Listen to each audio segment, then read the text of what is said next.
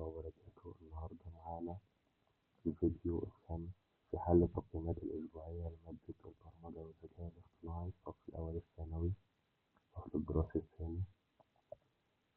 حلينا معاكم قبل كده الأسبوع الأول والثاني والثالث والرابع، والنهاردة هنحل الأسبوع الخامس.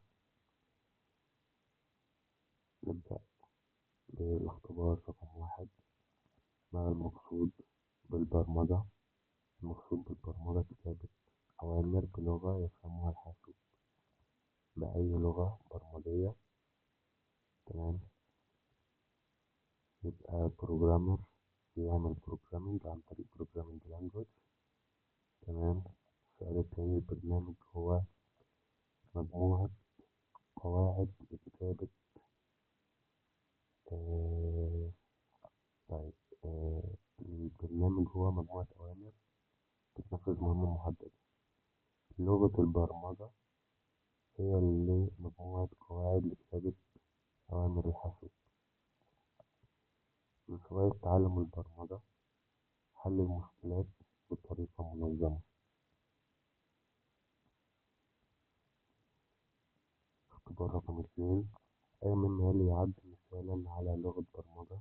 عندنا بايثون، وفي لغة سي بلس بلس، سي شارب، وفي الجافا، جافا سكريبت. في لغات برمجة كتير عندنا. المبرمج هو الشخص الذي يكتب الكود، يكتب البرامج. يبقى زي ما بقول دايما، بروجرامر بيعمل بروجرامينج عن طريق البروجرامينج لانجوج. قبل كتابة البرنامج يجب إنك تفهم المشكلة الأول كويس. الخطوة التالية بعد كتابة البرنامج هي تنفيذ اختبار البرنامج عن طريق إنك تعمل رن للكود. اختبار رقم 3. لغة البرمجة تستخدم في إعطاء أوامر للحاسوب. في development الكل ده. برنامج الجيد يجب أن يكون خاليا من الأخطاء. مما يلي لا يعد لغة برمجة الويندوز.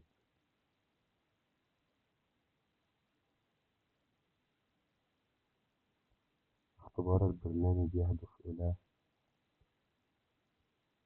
اكتشاف الأخطاء وتصحيحها.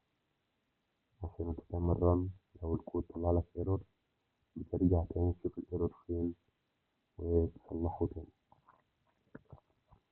يبقى تقييمات الأسبوع الخامس: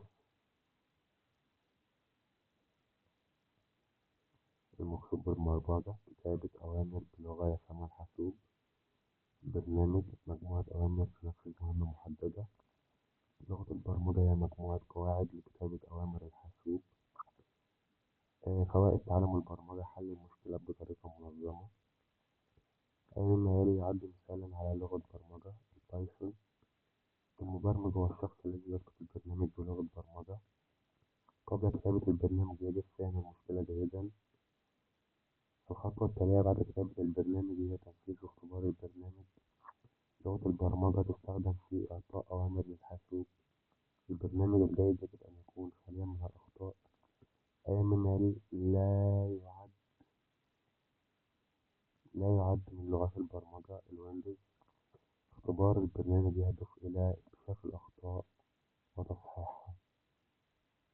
متنسوش اللايك والمتابعة عشان نكمل بقية